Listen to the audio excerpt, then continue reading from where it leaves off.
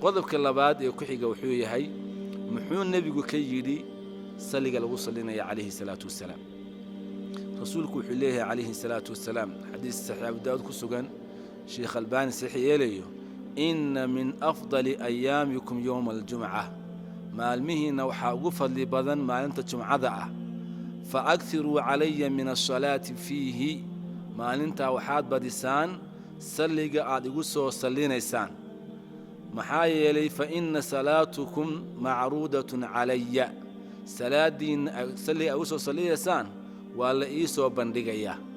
meesha marka nabigu wuxuu sheegay calayhi salaatu wasalaam in maalinta jimcada ah saliga la badiyo cilmadu waxay leeyihiin maalinta jimcada waxay ka bilaabataa maghribka khamiista habeenka jimcuhu soo gelayo marka habeenkii jimcada iyo maalintii jimcada labaduba way ku jiraan in saliga nabiga la badiyo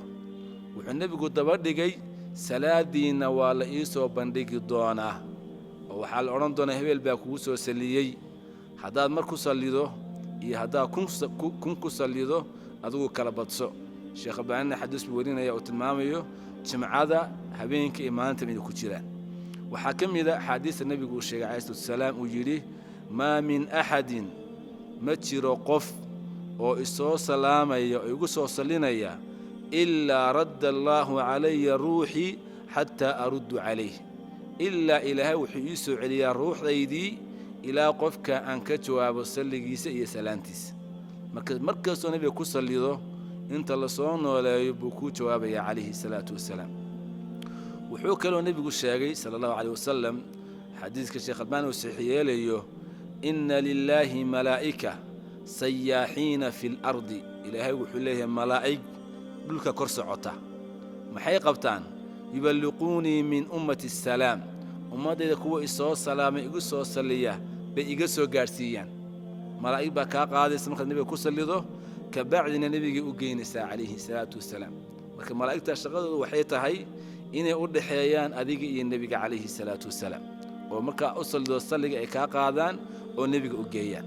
waxa nabiga ka sugan sallallahu alayhi wasallam inuu yiri wasallu alayya fa inna salatakum tablughuni haythu kuntum xadiiska saxiixa wuxuu nabigu leeyahay igu soo saliya salaantiina way soo gaaraysan meel walba joogtaan adduunka meesha rabta ka joog salaanta nabiga inuu gaarayso buu sheegay calayhi salaatu wasalaam waxa kaloo nabiga ka sugan sallallahu alayhi wasallam xadiis saxiixa sheekh Albani sahih inuu yiri man salla alayya salatan waahida hal mar qofkii igu saliya sallallahu alayhi 10 salawaat ilaahay baa wuxuu ku saliyaa 10 goor kow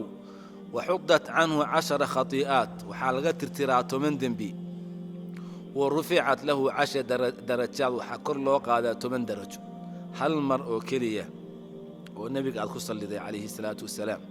فانت اسو اجر كهليسا 10 غور الهي كو صليو 10 ذنبي او لغا ترترو